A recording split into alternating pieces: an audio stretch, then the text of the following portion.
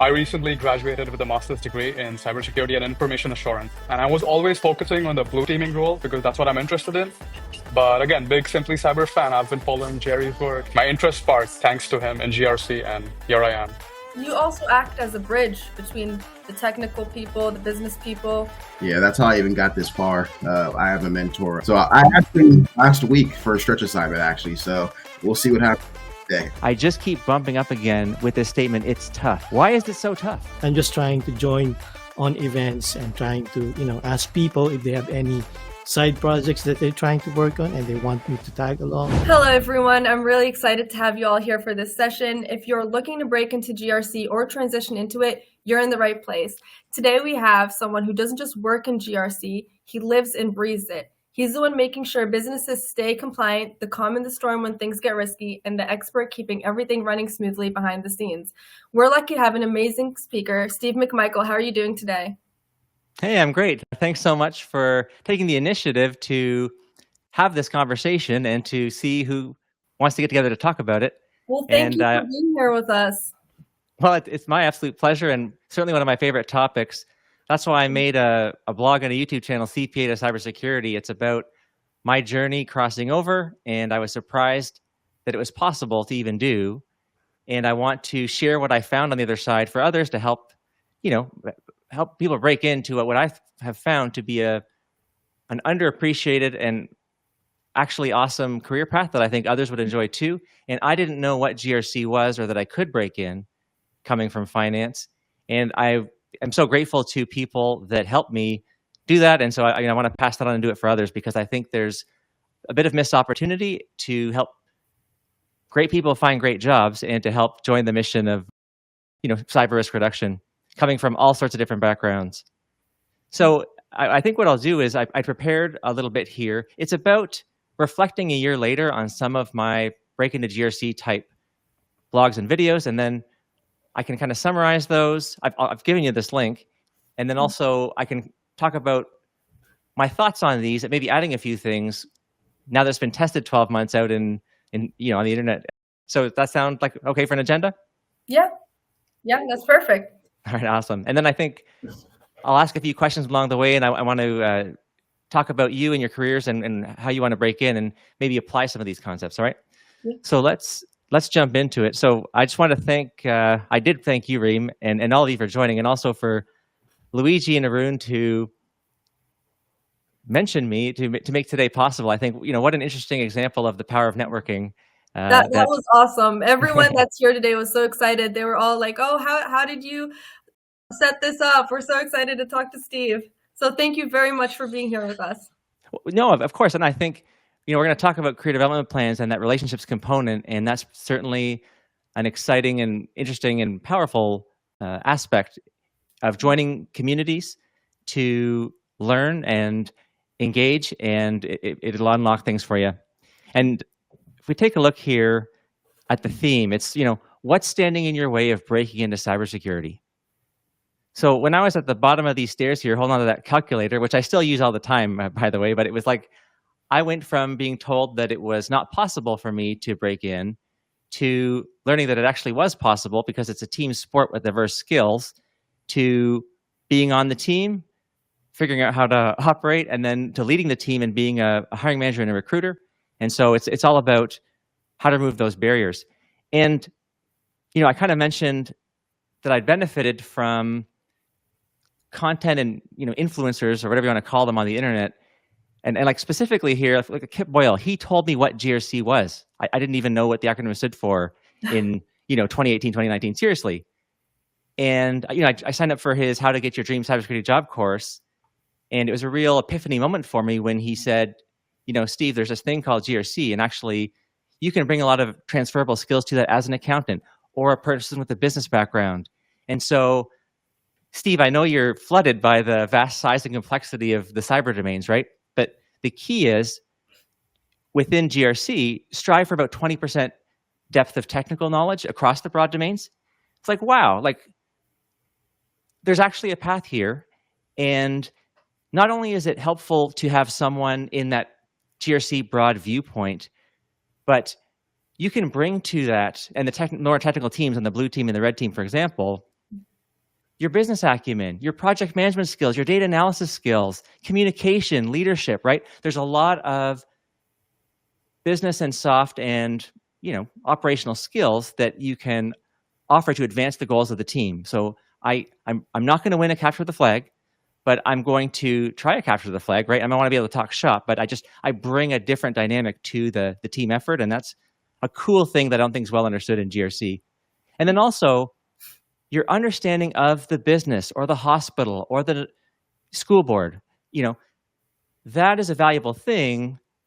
Dr. Osher has a video he just put out with David Bombal saying, if you've been 15 years in marketing, you could pivot into GRC, right? A lot of people are pivoting from their career into cybersecurity. You've worked in marketing for 15 years, or you left the workforce to be a stay-at-home parent. Yep. Like, dude, if you're dealing with like a 2-year-old, you're dealing with like a really irritable, someone who doesn't understand. Guess what? Welcome to the business. Like, you're talking to an executive right there. If you're a lifelong learner, GRC is where you want to go. If you like to read, GRC is where you want to go. And I think part of that theme there is that the expert technical builders and breakers are the best at what they do, but what helps them find the right fit with what to protect is that understanding of the business that you can bring as well. So that's a key theme. Jason Dion, his courses taught me a lot of cyber concepts, so I could speak the language.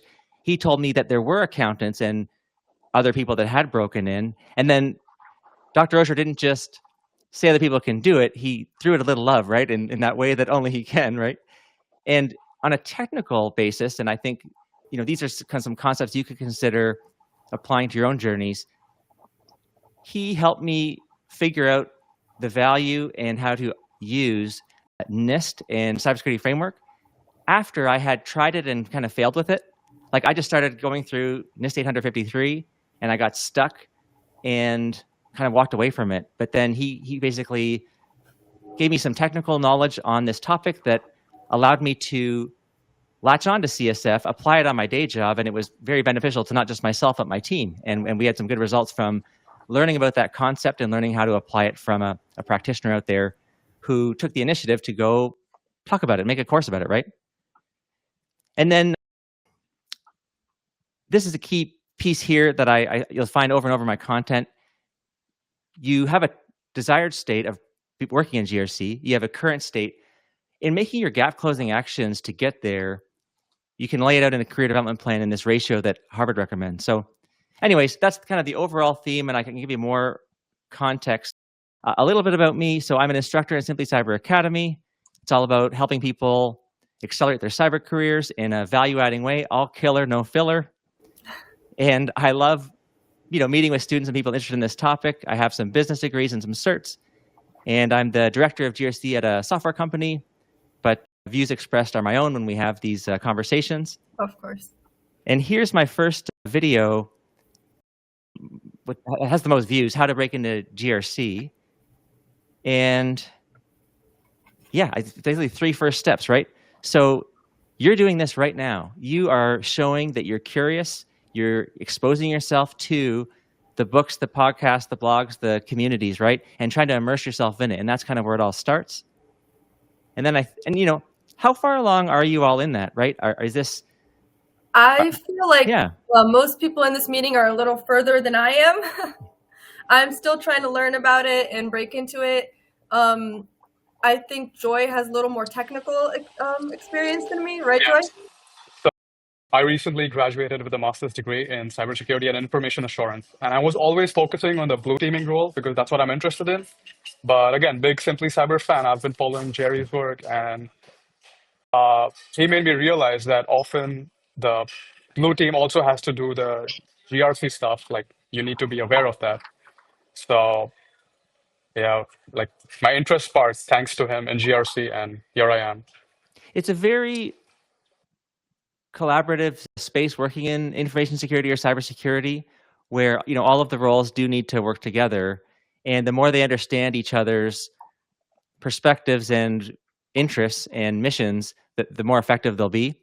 And certainly the blue team is like my VIP customers, right? If we're doing an audit or risk assessment, I know that they are the tip of the spear, and I really respect that, and I want to be all killer, no filler. Like, optimize use of their time, add as much value as I can. And I think not only is working with them and learning about GRC to operate with them helpful to be efficient, but also on an effectiveness basis, right?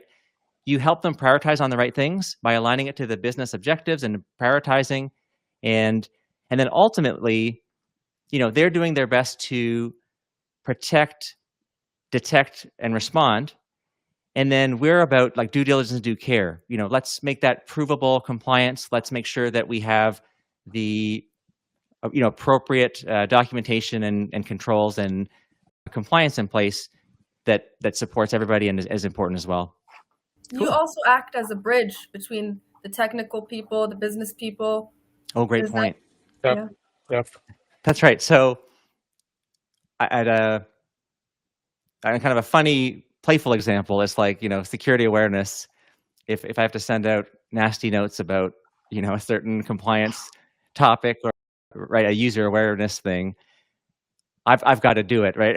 Versus, so I'm protecting them that way, but also, translating maybe customer contractual requirements for compliance into what to build to support the program, and also, working with the engineering and the other teams as the leader of the orchestra and as the central quarterback on a number of projects as a place where we can help as well. And that's a great point, and a fun part of it as well. Like it's so neat to get to talk to the red and blue teams, and my colleagues in finance think I'm a sophisticated hacker, right? Because I get to talk to them, and then maybe my colleagues in information security think that I'm probably a better accountant than I actually am. Okay, but just being in that interface role can be really cool. All right. Well, I think I can show you a little bit from the first video. I think that was it. These are the key themes that video introduces, and then 1 year later, it's just like it strikes me at how good this "How to Build a Cybersecurity Career" blog post is from Daniel Miessler, right? So this is from 2008. He updated it in 2019, but it's like still the playbook, right? So if I could give you one link because you wanted to break in, I'd probably give you this. And there's a lot of chapters to it, but the ones that really stand out to me that I think are worth highlighting for your benefit in achieving your goals is this piece on "You are your projects and have a presence." So after the fundamental book knowledge piece, and we're getting more into creativity now, always be working on projects, never be saying nothing, right? When we say, what are you working on? And his examples are about make a GitHub repo, put some interesting scripts in it that can accomplish cool things like he did. And I think you can do that in GRC and not be a heavy-duty coder. Like I have this blog post about my cloning Dr. Ozier's GRC Assist tool, which simply collects relevant news items based on the keywords you enter and gives you, a security awareness type repository of news. But it can be other things too, right? And actually, I want to talk to you about your projects at the end here. But the idea is learn in public, take courses, blog about it, right? Like do what you're doing now. And I think that's going to be very helpful in the package you put forward to try to break in. Actually, and a good example of that, the personal branding case study with Brittany White B-Dubs is all about that. I'll just pause there. Like, how is it going with you looking for ways to add to a portfolio that would be targeted at GRC? Interesting. Can you hear me? Loud and clear, yeah. Perfect. There's a couple of issues that I've been having. I've gained some relevant certifications when it comes to the technical level, whether it be the A+ and the Security Plus. I've also gone to IAPP and gained their CIPT certification to kind of bridge that gap. But I am seeing some difficulty. Thank you. I am seeing some difficulty in actually doing projects. So whether it be doing a risk assessment on a company or a DPIA as well too, it's not like it's necessarily step by step out there on how to do it correctly. I might just be typing something up on how I'm copying from ChatGPT. So there's not really any guides to help. Yeah. Hey, company, I don't work for you and have no NDA with you. Can you just give me your crown jewel intellectual property and your biggest risks and skeletons in the closet? and I can make a great risk assessment about it. Like, I'm sure they'd be thrilled, right? So, Right. I tried to start off of going on websites, so popular company websites, and looking up their profiles and seeing what they share. But it's not really easy to do it that way either. yeah. So I think I do have a few ideas that might help there. Anyone else? Any Yeah, interesting? Yeah. yeah. For me, Steve, I had the same issue because when I was trying to transition to cybersecurity, I wanted to understand really what will be my focus, because it's a broader sets of skill sets and learning to to approach. So I did my skill sets and experience and interest assessment inventory, and I was able to understand that I'm going to fit into GRC. So when after understanding what I wanted to do, I started doing some research, and the biggest problem I encounter is doing the actual risk assessment. Meaning, I can do the risk assessment, I can follow the template, but no one is going to check it and see whether it's an enterprise accepted document that could really be. I mean, my goal to really understand and apply what I've been learning in the books, YouTube videos, podcasts, and everything. So what I did was I joined ISC Toronto, ISACA Toronto, and I was hoping, I could find people who are doing the same thing. But so far, I could not find any. So I'm just trying to join on events and trying to ask people if they have any side projects that they're trying to work on and they want me to tag along. So something like that. And I also tried doing some lab. I found this specific GRC tools that has a community edition that I'm trying to learn. So Cool. I'm setting this up, and I'm trying to see how could I integrate what I'm doing. Yeah, that's my experience so far. Yeah, that's very cool. I think that, well, it's impractical to, like, it would be so cool if you could do a pro bono risk work for a company, but it's not going to Mhm. happen because of the confidentiality issues there. Also, It's too that sorry. It's too risky. Well, yeah, it's kind of like a jumbo shrimp, right? It's an oxymoron, but you can make examples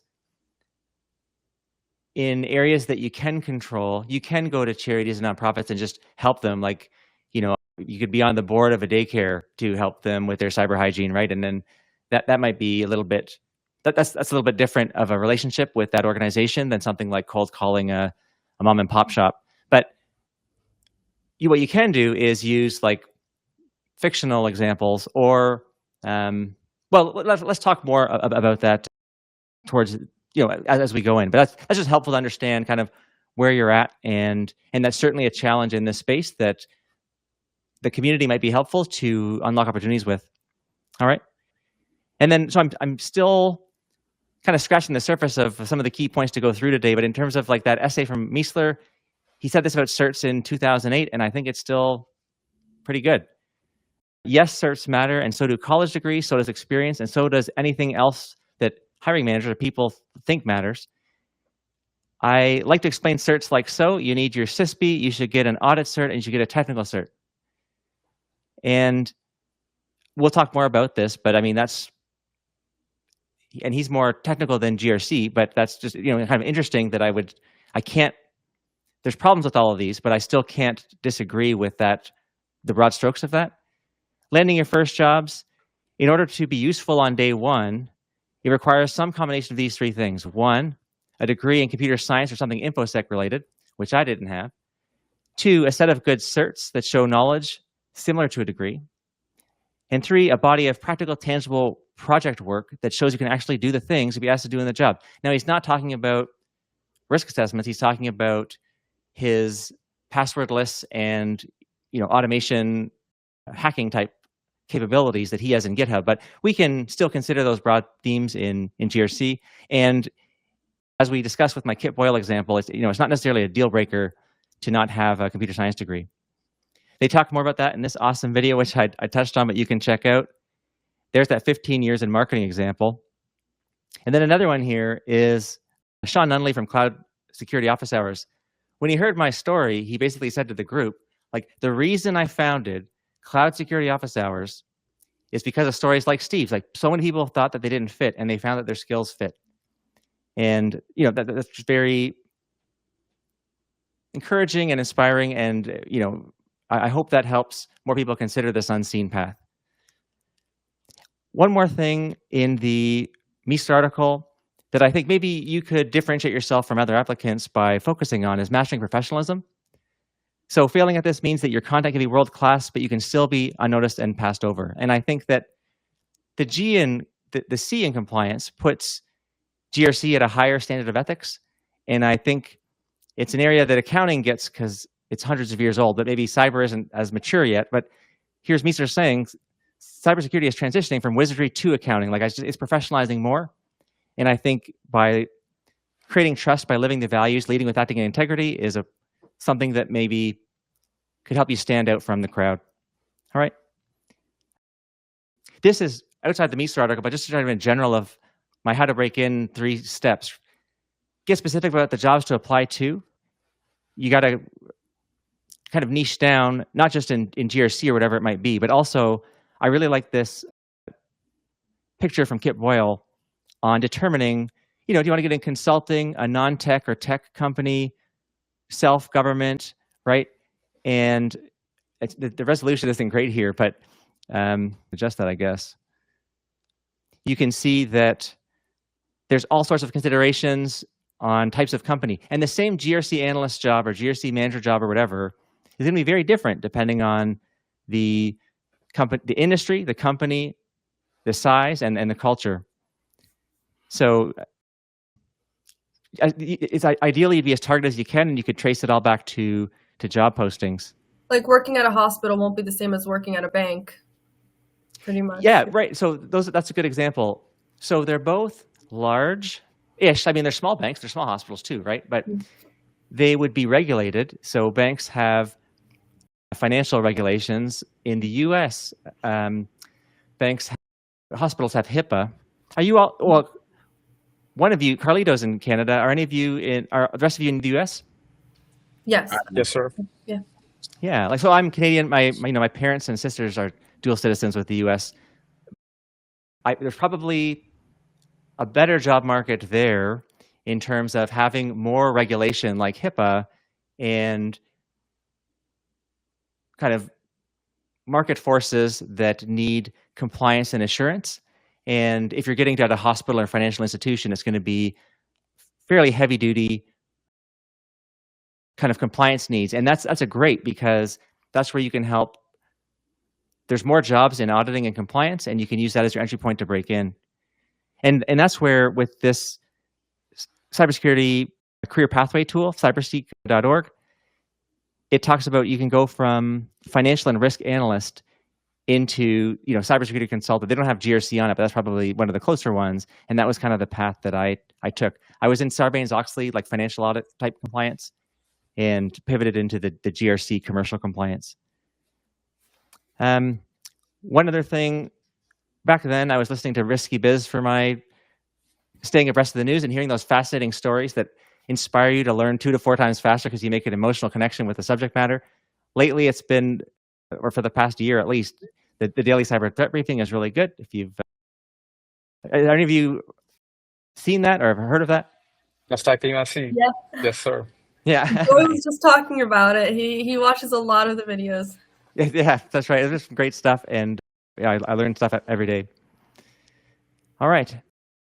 Okay, so next I would hit laying out stretch assignments in the career development plan categories. Before I do, any questions or feedback on what I've gone through so far?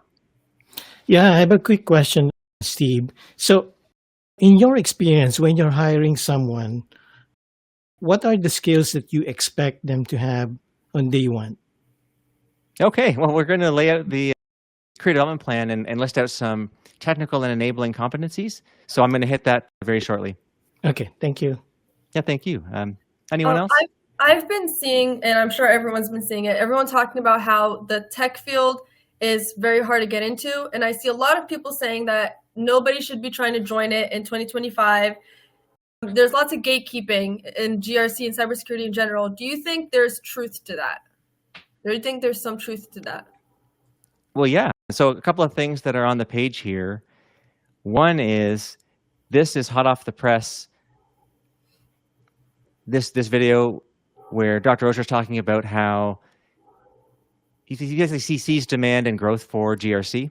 Honestly, I think in 2025, GRC is exploding because businesses, whether small or large, know that they need to do something cybersecurity. And the first person that they're going to get is a general practitioner, but they're going to be expected to be the person that you call when you have a question. And that's you interfacing with the business, which is straight up GRC. On top of that, and I know we spoke about this off camera, CMMC, or the Cybersecurity Maturity Model Certification in the United States specifically, is come into law or regulation or whatever.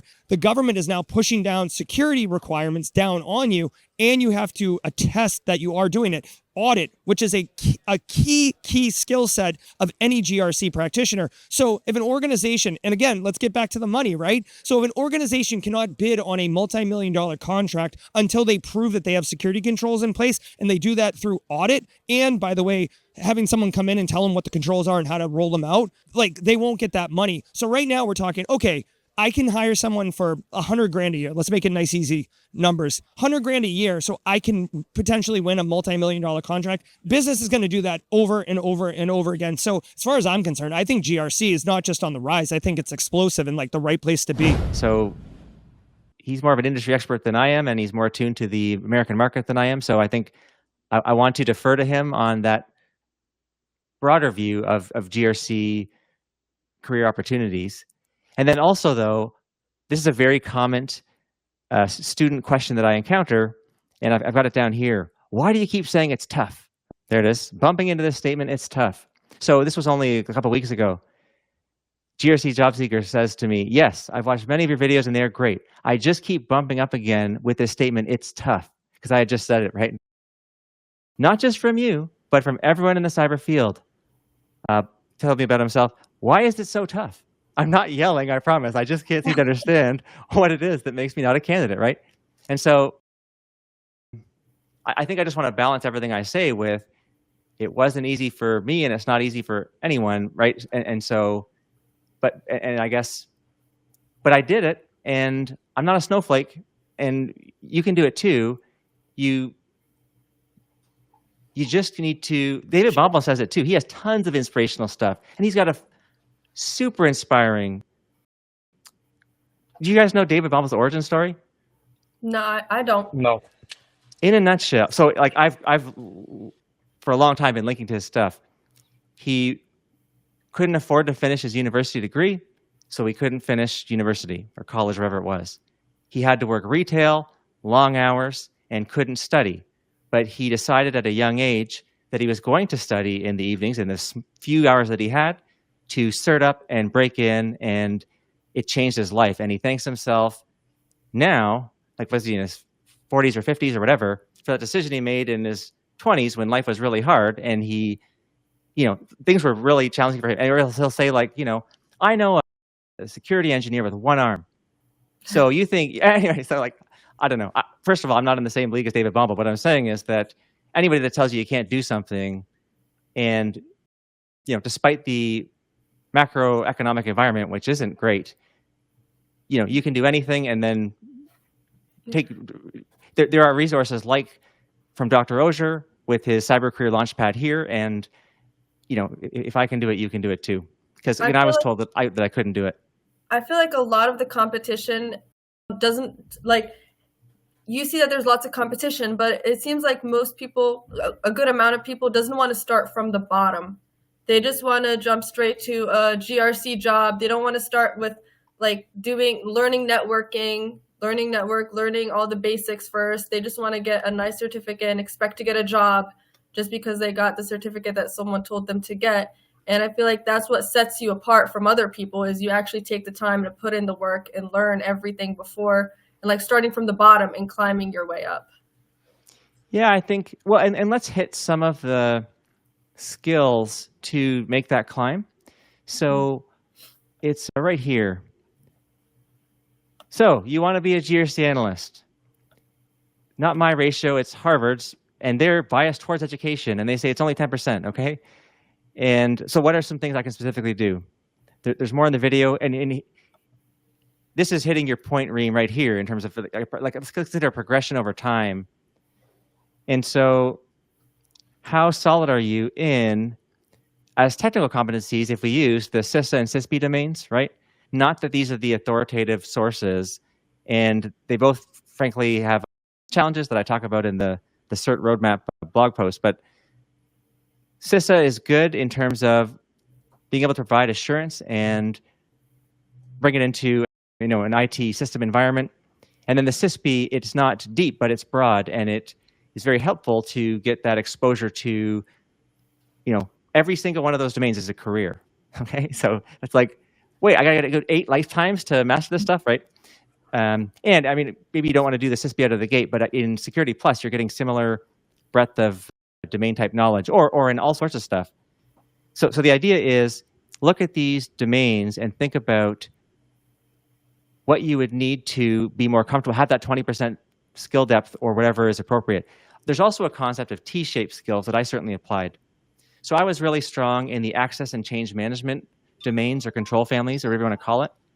I was weak in networking. I was weak in software development. I was weak in, right, other areas. But when I joined a GRC team, you know, one, I brought my understanding of the business and financial, well, how to do auditing at a more mature level.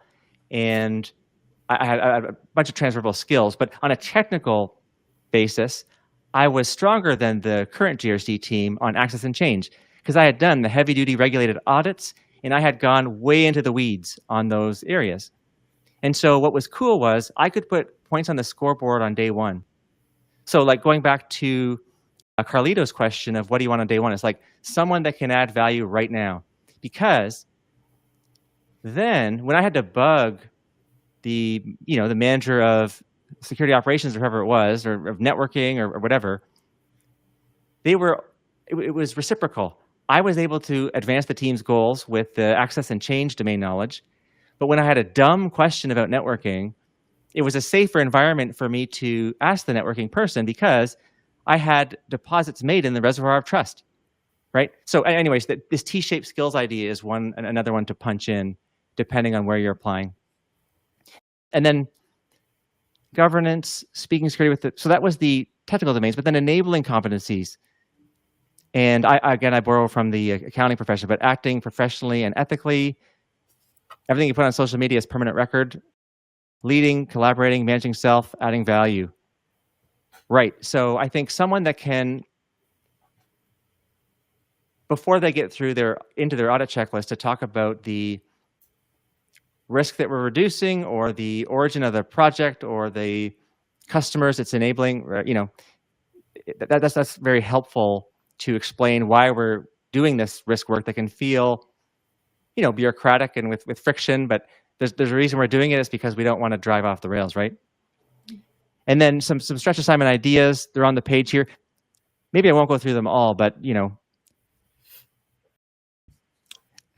And then Carlito, to your question, I think some of these are in the context of, I'm in the company, but I'm looking to pivot to another department. So the idea that you're doing a different job, but you can cold call the GRC team or whoever it is to offer with a project is one way to, you know, cross the barrier. But like Meester pointed out, if that's not a possibility, right, in all cases.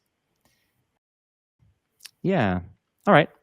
Well, is it okay if I keep going and then we'll have more discussion, or any like hot potatoes you want to hit right now? No, I think we're good to keep going. All right, cool. All right. So let's hit the CERT roadmap. So, you know, I'm biased because I have training that leads to certs, but I'm starting every conversation with, it's 10% of a career development plan, right? So I just want to walk you through kind of my thought process with this thing. So in the beginnings, you want to, and I vetted this, by the way, with, you know, Dr. Osier and Jason Dion, et cetera, in terms of what do they think is a helpful path? I'll just change the screen resolution here. All right, so in starting out, how solid is your foundation? Do you know enough to be on the team? So you're on YouTube, books, podcasts, and blogs, Cyber 101. There's links to all of these that you can click. Oh, I guess they were in that Word document. Courses, some free and paid. Probably Security Plus is really well known. You can see on cyberseek.org,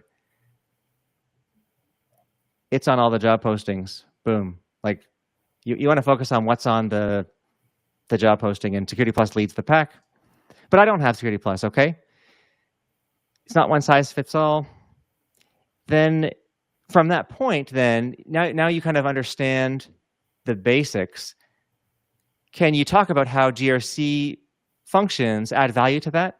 So there's the GRC Masterclass, there's the NIST Cybersecurity Framework type training that I have, but this is what's really going to stand out on a resume in the context of just screening for certs. Because Security Plus, CISA, and CISSP are on the DoD 8140 list. Do you all know what that is? Yes. Okay. Well, and could you explain it to the group? Not the best possible. I believe it's going to be one of the recommendations for getting into certain positions when it comes to getting with the federal government. So there's going to be different levels, whether it be analyst or I would say junior management, then I would say director level positions. Yeah, and I think that's even a more detailed, explanation than I was even thinking. Right. So it's like, who's the biggest employer in North America, or it's the U.S. federal government, and what certs do they value in the context of cybersecurity that they would put on a list to say, okay, our hiring decisions need to be made based on this vetted list, and so these ones here pass that bar, and a lot of them don't, which is just now. But again, let's stay in the appropriate scope. That certs are 10% or a small part of the overall package, but that's just kind of an interesting consideration in your cost and value analysis. All right. So coming back here, and Accolade is pursuing that certification, and so they expect to be on that list down the road. Getting deeper into your career. So I know the language. I could operate on a team, but what if I want to be leading that team, right? Like I came in mid-career, and so you want to know more about risk and being a practitioner. So how comfortable are you with that checklist that you can identify the questions that are missing from it? How comfortable are you talking to these diverse stakeholders in engineering, networking, IT, your system administrators, right? And how comfortable are you in helping to change cyber risk culture, presenting to executives, making a top 5 cyber risk scorecard? And those are the types of things that, and how balanced and reasonable is your risk assessment on identifying the inherent and residual risk and the controls in between. So that's kind of in years 2 to 3, focusing on these areas here. And then further along, maybe if you want to, maybe I'd recommend getting the CISA earlier, frankly, because it helps you break in, because it is on those Scantrons and it is asked for in the job descriptions. But the idea here is that you're not really applying that knowledge. Like if you had the CISA and you didn't have this foundation down here, I don't think you're going to do very well on my team in terms of your ability to advance GRC outcomes, because you kind of need these underlying skills to then apply in and out settings, arguably. Like, again, it's a diverse team. And then at an expert level, the CISSP, considering here, like CISSP, although they call it an expert certification, I mean, it's a far cry from the OSCP if that was your technical depth or et cetera. But however, within GRC, it's considered kind of the one that provides the appropriate level of breadth. All right. So any questions about that?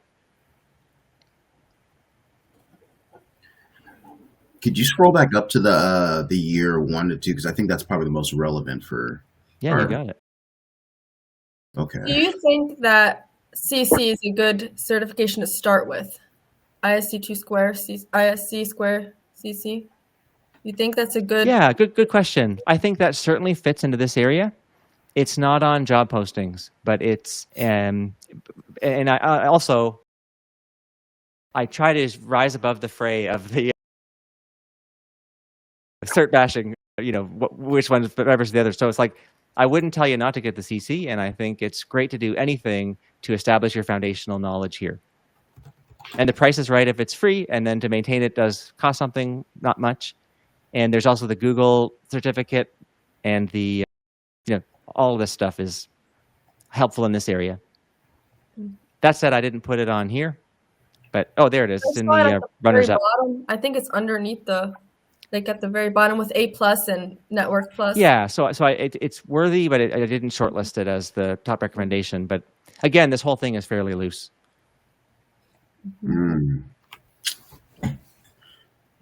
So to bridge the gap again, you're saying I would have to think more to the 2 to 3 year mark to even get on the team for a beginner, is what you're saying? So to go more for the understanding the fundamentals and being a proficient practitioner as well, I should go towards those? That's a great question. Kind of depends on your target job and what the expectations are of that role, okay? I'm thinking about this in the context of being at a commercial business where you're kind of focused on cyber risk management and having risk within tolerance and having due diligence and due care. And that's why I really focus on this. At a starting your career level, a great target is for Dr. Osher, it's Booz Allen Hamilton, or for me, it would be a Big Four firm or a Tier 2 firm, EY, Deloitte, PwC, KPMG, BDO, okay?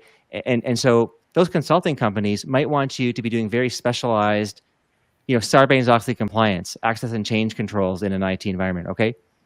And that's going to benefit more from your understanding of the underlying technology than it is from being a consultant to help a business get its cyber risk within tolerance.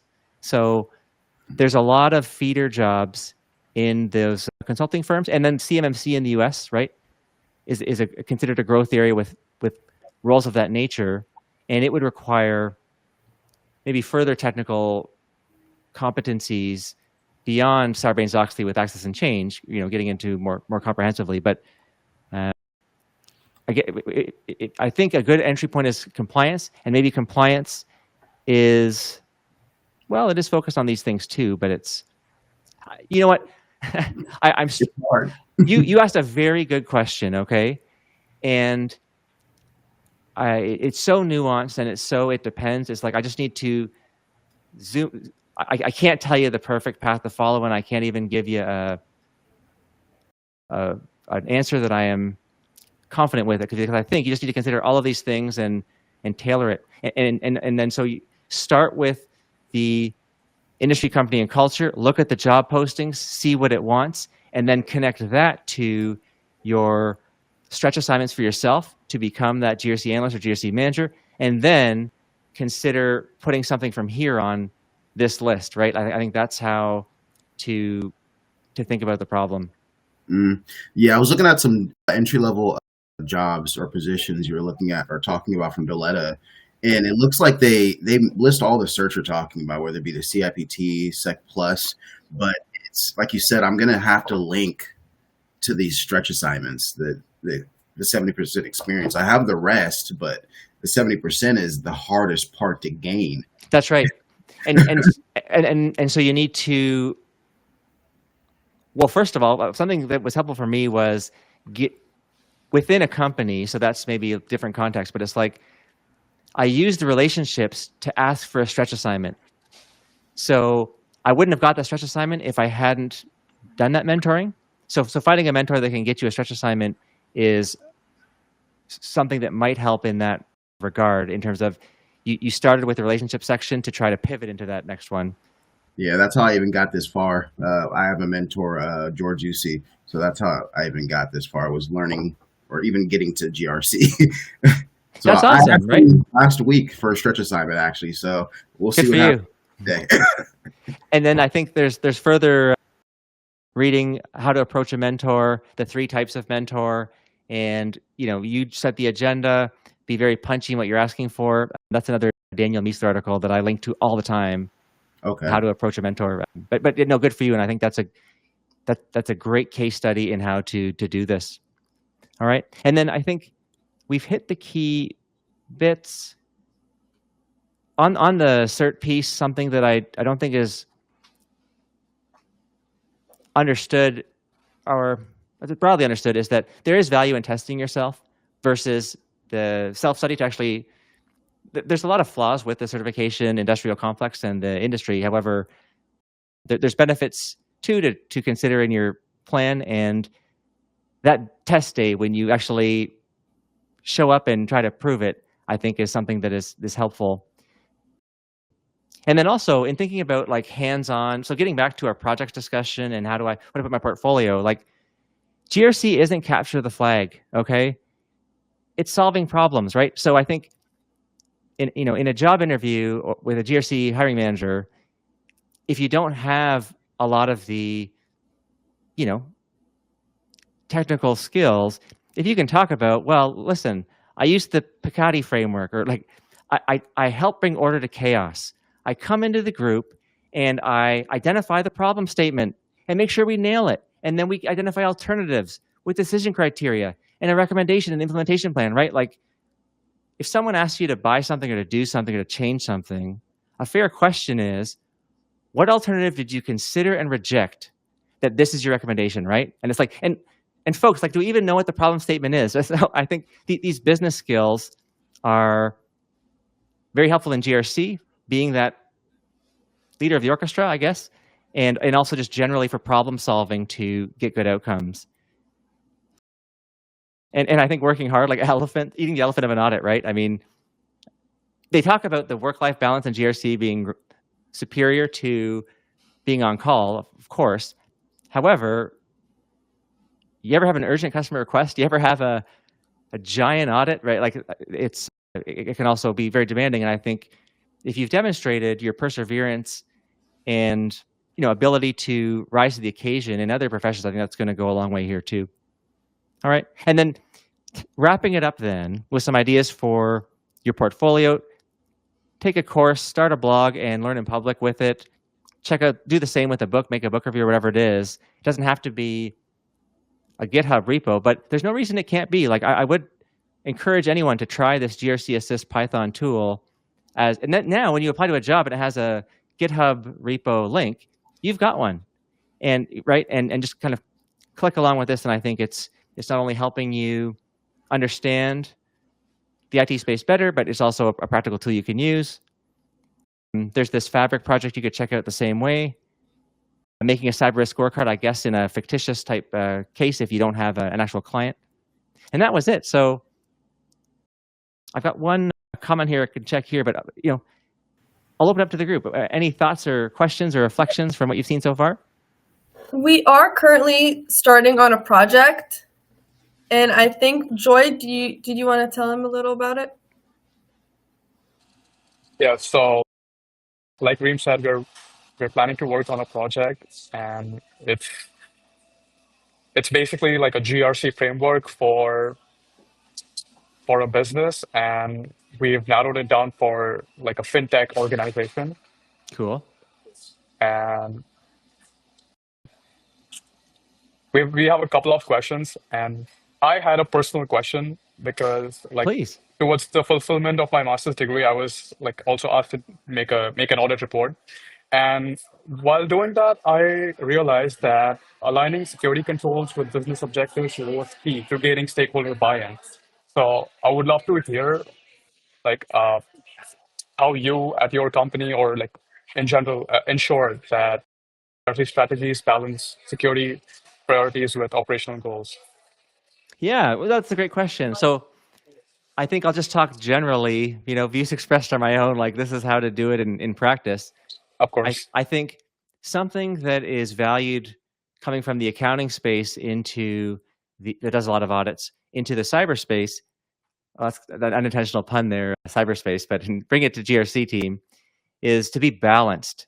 Okay, if there's a finding or deficiency identified, how balanced was that analysis in getting it, making sure it was reasonable and appropriate and socialized, right? You certainly don't write an audit finding and give it to the CEO or whatever without having socialized it with the controller who's going to have to do the remediation work. And I guess the importance there is that your understanding of the business, which you might not have if you're a very technical, back office IT person, right? And your understanding of IT that you're not going to have if you're a front office, sales, marketing, or whatever type person, right? So I guess marketing is back office. But my point is that in making a good audit report, there's practical skills that need to come from both sides, and you want to be balanced at the end of the day.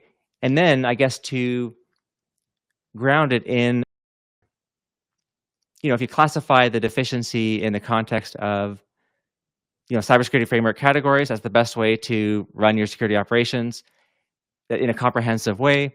And if you had the appropriate scope, like what were we auditing and why? What was the objective? And did you add value in asking questions to identify plans of action and milestones to reduce risk, right? So anyways, those are kind of my thoughts from doing a lot of audit reports and what's important in terms of how to do them well. So maybe at your fintech, if you think about like what are the crown jewel assets or what are the important things this business needs to be successful, and then what are the risks associated with that, and then then we want to check in terms of the controls to reduce that risk. Got it. And secondly, I feel it's like it's a potential hot topic.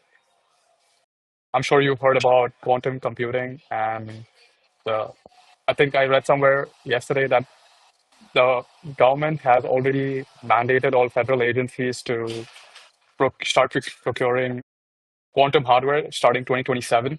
So it's sort of brand new, like at least for us, quantum computing. So how could we like implement that in our framework? Because we have to future proof it, right? I'm sure you've also heard harvest now, decrypt later, like from the threat actors. So how could we we as GRC people could play a role in safeguarding the company? Yeah, I think that's a great question. And so I'm in here in Canada. We've got the Institute for Quantum Computing, and it's been around for a long time. And a lot of the fascinating encryption type technology, going back to World War II to now, is like the big math schools. The University of Waterloo, for example, is involved in quantum and is involved in some pretty interesting algorithms that you see out there. And anyway, sorry. So no, that's a topic that's near and dear to my heart and one that I've grown up with. So you can use NIST guidance in terms of what is considered reasonable and vetted encryption technologies to be appropriate to your needs and to be appropriate to your IT environment and the data it contains. You want to be good at inventorying your high-value assets and where they are, and what is the encryption technology related to those that would be in a higher tier than other items. Because you're right, this is all very real threats. And so it's a great example of the disruptive impact of technology. I think even before, right alongside and maybe bigger than quantum, I don't know, that's maybe a funny statement, but related to the quantum story and breakthroughs in it, artificial intelligence, right? And it's certainly a fascinating part of the threat landscape and why this is fun to learn about. And I think you just need to stay abreast of the changes and help find that Goldilocks zone of the cost of the control with the level of residual risk. Yeah, So Steve, go ahead. Yeah, I just want to circle back on what Reem mentioned because, and Joy, because we're trying to start a project as a team, and the truth is, we really don't have any experience on how we're going to go about this. So we have put together, actually, Reem put together some plans and the things that we might be doing moving forward. But if you are the one doing this and starting it from the same experience that we have, what will be your suggestion? Do you want us to focus on a specific framework and work on that, or specific threat or specific asset? What will be your approach if you have the same opportunity like what we're doing? Yeah, great question. Starting. If I'm not sure, I don't have any comparable examples to queue up, but I mean, the coolest thing you could do would be to actually help a small business or a nonprofit and actually help them like reduce their cyber risk in a way that you could do the CIS benchmarks. I'm sorry, the Center for Net Security top 18 controls or top 20 controls. If you could find any sort of business that would be interested in some basic security awareness training and control evaluation, that would be interesting. But then it comes back to the challenge that we already talked about. If you did it to a fictitious entity like a fintech startup, you could do that, right? And you could say, okay, well, what are the high value assets that we need to protect? And it's like, okay, it's our source code in our algorithm that crushes our niche within fintech. Okay, interesting. Who has access to that Coke formula, and what is their logical access, physical access, encryption, data controls, right? And it's like, oh, well, we have X for encryption of data in transit and at rest. Well, that can be decrypted by quantum in 3 years. It's like, well, the data is actually not valuable in 3 years, okay? This industry moves fast. So I'm not too fussed about quantum type algorithms, but certainly we should consider what are appropriate controls. So what you could do is make your own case study and describe this fictitious entity that's a fintech, and then you could consider what is its current state and its future state that is, so you could do a cybersecurity framework profile and say, across the 22 categories, it's at a tier 1 out of 4, or a scale of 0 to 10, or however you want to do it. My security, how to make a security scorecard that wins hearts and minds, kind of talks about scoring approaches. And then you could have a blog post or a document that you publish. I guess it wouldn't fit so much in a GitHub repo, but you could publish it somehow and say, okay, like you could check it in as here's the case study and the company description, and then here's our NIST cybersecurity framework profile assessment, where you said, it's currently at tier 1, and these are the specific areas, and then our prioritized list of actions to reduce residual risk to the appropriate level so they can reliably achieve their business objectives is to implement MFA and do security awareness training and implement least privileged access and install canary tokens, or whatever it might be. And then that would be cool because, one, you might have made a template that others could leverage and apply to real businesses, okay, without you having to get their sensitive data. And two, you'd be showing that you've researched the outcomes needed in cybersecurity and controls, and costed them and considered how to actually implement them, which would be a good learning experience for you and have a cool, tangible asset there. So you might scope it as a NIST cybersecurity framework profile assessment. So you would just go to nist.gov, find that template, work with it. You could check out my scorecard workshop from Simply CyberCon, do something like that, ask me about it, and that could be a lot of fun. Well, Steve, if you're okay with it, do you think maybe Joy could send you the guidelines or what our project is, and you could just give us your opinion on if it's something worth doing? Sure. Or if it would just be a waste of time? Most likely after the session, because we are about to hit the 1 hour mark, and we've already took a lot of your time. But yeah, if anybody has any last questions they want to ask Steve. Yeah. So not to switch lanes here, but instead of fintech, like since you mentioned doing this project for a nonprofit, I came across a company a couple of weeks ago. It's a nonprofit organization called Cyber News Live. It's like Simply Cyber covers news for like us practitioners, industry experts. So I also had a meeting with the CEO, and his goal is basically to spread cybersecurity awareness, because today this is definitely something no Good one can mission. ignore. And Yep. in his words, he wants all the mommies and daddies to be aware and keep themselves protected. And his motto is, even one victim is too many. So maybe we could develop Yeah. something for this organization. It's a nonprofit after all, so And check Yeah. out it would be a good CISA's initiative. security awareness, Secure Our World. They've got some great stuff. And no, that sounds like that would make a meaningful impact beyond your own learning. All right. Yep. Well, Yep. thank you very much. I mean, of course, let's stay in touch. And Thank you so much, Steve, yeah. for sharing Thank everything you, with Steve. us. Hopefully, we can do this again sometime. that'd be lovely. Thank you, and we'll see you soon. Okay. Thank you. Bye All bye. right. Thank you, Steve. All right. Thank you so Bye-bye, much.